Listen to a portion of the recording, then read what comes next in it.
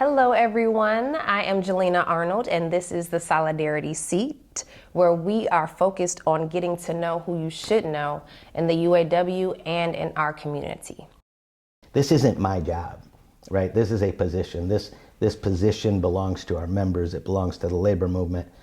I try to remember that every time I look in the mirror. You know, this is what I do, right? But this position belongs to our members. Today, I'm sitting here on my first episode with Mr. Brandon Campbell, who is the UAW Region 4 Director. Mr. Campbell, can I call you Brandon? Absolutely, Okay, please do. well, Brandon. Don't use that Mr. stuff Okay, again. good. Because actually, fun fact, my dad and my brother, both of their names are Brandon, so I don't know if I'm just impartial to you because of the Brandon work or all the work that you do, but no. I've always admired you from afar, and I just wanted to make sure that I got you to be my first guest today. So if you can, please tell the membership who you are and what you do in your position. All right. Well, thank you for having me as a guest, let alone the first guest. I appreciate Thank you for coming. it. But yeah, I'm Brandon Campbell. I'm director of Region 4. Region 4 is a 12-state region going from here in Illinois all the way out to Colorado, all the way up to, you know, the Canadian border, down to Missouri and everything in between. And in this job, I, oddly enough, manage, you know, what happens in this region, all of the servicing, all of the, you know, contract bargaining, all of the training, everything, all the administrative things that happen here, the financial picture of the region. Okay. I've got all of those responsibilities, but the actual work, let's be honest, the work gets done by people like you, people like Chris, people like Mario, and our members. And you know, I'm just fortunate to be in this position because of all of you. And yourself, speaking of that, your connection to the UAW goes beyond your own career. Your father started in Belvedere in 1965 and served as financial secretary for decades. How did his experience influence the way you view union leadership? Excellent question, and you did some homework. His influence, you know, I always said, I gotta watch what I say because my dad's not with us anymore. But he was a staunch union person. Yeah. And just a people person. He loved people. He always said, you know, I grew up in the bars. I grew up in the bars, and I'm starting to get choked up over it because he always said that I would learn more about people in a place like that than I would in any school. Yeah. And so hearing him talk about politics and injustice and those with versus those without and those people caught in the middle really, really influenced me hugely. Yeah. And I see our union as a way to level the field and bring those who have been held down forever for whatever reasons to level up and have some equity in this world. So it's, as you can see, it's influenced me very deeply. Yeah. So thank God he was who he was. Yeah, and honestly, the apple doesn't far from the tree with that. Like, you know, we appreciate you fighting for us. Wow. And being there to cover our region for us. Appreciate that. You didn't have to start there. I know. It was a rough start. Okay. So Region 4 covers a diverse group of locals, like you said, plants, issues. What are some of the challenges unique to this region, and how have you approached solving them? I mean, some of the challenges in this region is, you know, also our strength. We have a lot of diversity in sectors. We have, obviously, auto. We've got some very large auto plants. I say all the time, we are the Ag Imp region in the UAW. Almost every single Ag Imp member is here in Region 4. We've got higher ed, we've got independents, parts and suppliers, we've got technical office and professional. So we've got it all, as do other regions, but we've also got, you know, a lot of states. We've got, if you want to call them red states and blue states, we've got people from every political lean, and we've got to try to bridge all of those gaps. It's a challenge, but it's also a blessing what we have here in Region 4 And that's, I can look across that field and see the Pat Greathouse Education Center. Yeah. So it's a challenge. No other region has their own training center like we do. We're fortunate in that way. But that center was purchased by our members in 1948. It opened in 1949 on Labor Day.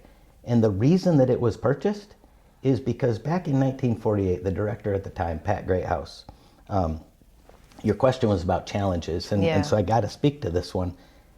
In that time, somebody who looked like you and somebody who looked like me could not sit together. We couldn't do this. We had no place until our members of Region 4 bought that facility, and then we did. Yeah. And the windows have been shot out of the place over the years multiple times, but we overcame those challenges, and here we are able to talk about the challenges that we face across this nation, whether they're political, whether they're in the workplace.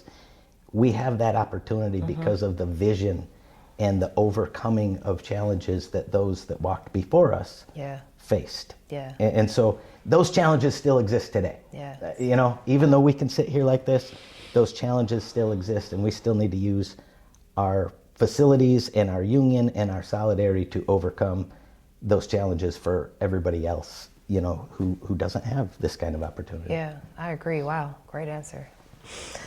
Whew. There's a lot of talk about member engagement and activism. What do you think are the best ways to strengthen solidarity across all sectors of the union? A little bit more elaborating on what you just talked about. You're doing it. People get scared, I think, of the word activism. I can't be an activist. I'm not one of those individuals, right? Activism is simply participating. Yeah. We all have different levels of participation. You're doing this, the solidarity seat. That goes out to other members. Other members, you all who are watching this right now, are participating at some level. Maybe you go to a rally tomorrow. Maybe not. You're participating by watching this. You're participating at a different level. You're making it. You're making it happen. Appreciate that. So yeah, I mean, that's what it means. That's how we're going to strengthen our solidarity and move forward. We have to. We do.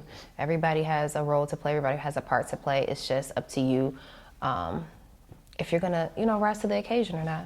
That's right. I agree. Yeah, our president says it all the time. This is our generation's defining moment, and I agree 100%. This is it. Yeah, this is. Yes, it is. We can look right here in Region 4 in Minnesota right now and know that this is the call to live or action die is now. The on call what to we action do is now. on this in this moment. Yeah. You've worked with both seasoned and newer members. What do you think the next generation of members want most from their union leadership? That's a great question. I would prefer to have a lot of young members here answering that question rather than me saying what they want, what they need. But in my traveling the region, traveling the country, talking to UAW members, talking to other union members and young workers, I ask that question often. Our members pay for their union. Yeah. So we should know what they want and need out of their union. And if we're not doing what they want from us, then we either need to understand what they want and do things differently, or be very clear and intentional about telling them what we're doing and why we're doing it.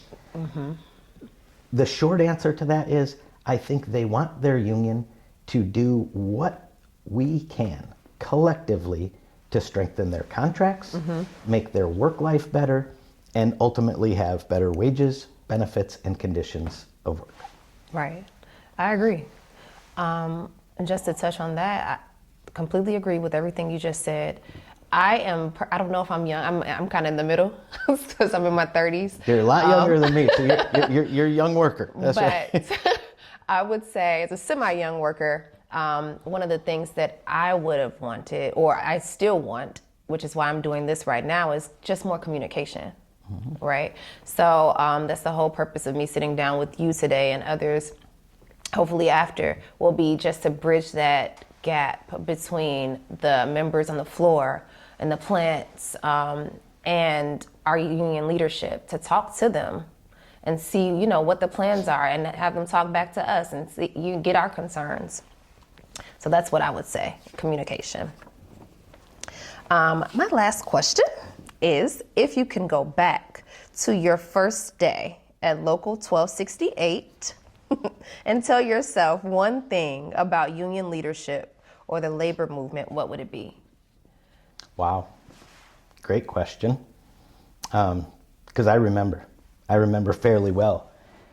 If it wasn't my first day, it was one of my first days. And I remember watching the movie Norma Ray. Okay. I don't know if you've seen it. I've never seen it. I'm dating myself. You should watch it. Okay, I will. At the end of that movie, you know, she was a union organizer. She fought tooth and nail. Okay. For her union. And at the end, you know, she was getting fired, but she held up a sign, jumped up on her machine, held up her sign, and it said union on it. They organized the plant. She ended up getting fired. I remember walking into Chrysler and looking around and being like, wow, but this has all been done for me. Mm-hmm. I wasn't going to get a chance to fight for my union. It was handed to me. Mm-hmm. And I was upset about that. And so on that first day, you know, I probably would have told myself, that's okay. Use that. Exploit the fact that you're walking into a union shop. You don't have to, you know, face all those challenges. Here it is. And from day one, take advantage of that opportunity to build this labor movement. And I would have told myself, never walk away from an opportunity to have a tough discussion. I thrive. I love to have uncomfortable discussions. And I would have encouraged myself to do that more and more and more, to not just enlighten others, but I think more importantly, enlighten myself. Because I was a young punk kid who knew it all. Union thug. The union thug. Got the tattoo to prove it. But yeah, I just, you know, shut your mouth, open your ears. Yeah. You don't know it all. Because the older I get, the more I realize the less I know. Right? And I'm enlightened by others. So, yeah, so many things. I wish there was one thing I would have told myself. I would have told myself a lot of things. Yeah. Well, whatever you would have known or didn't know led you to the position that you're in right now. So. Yeah, it has. Wow, this is a great interview. I really appreciate you being here with me today, and I just confirmed what I already knew. I told you earlier that my dad and my brother's names are both Brandon, and it just confirmed that all Brandon are great leaders, great men. I love them. But thank you so much, Mr. Brandon Campbell, for sitting down with me. This is Jalena Arnold from UAW Local 551, and this is the Solidarity Seat signing off. Thank you.